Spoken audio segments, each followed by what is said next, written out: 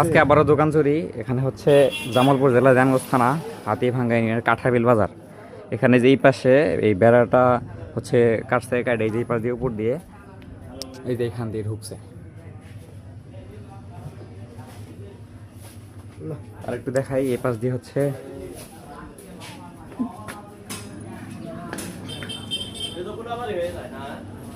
এই যে এখান দিয়ে হচ্ছে চোর নামছে, নামার পরে এই দোকানটাই চুরি হয়েছে। এটা হচ্ছে আমাদের একটা দোকান প্রতিষ্ঠান, এখানে একবারে পুরো খালি করছে, যা কিছু ছিল সম্পূর্ণ কিছু উলট পালট করে সবগুলো নিয়ে গেছে আর কি।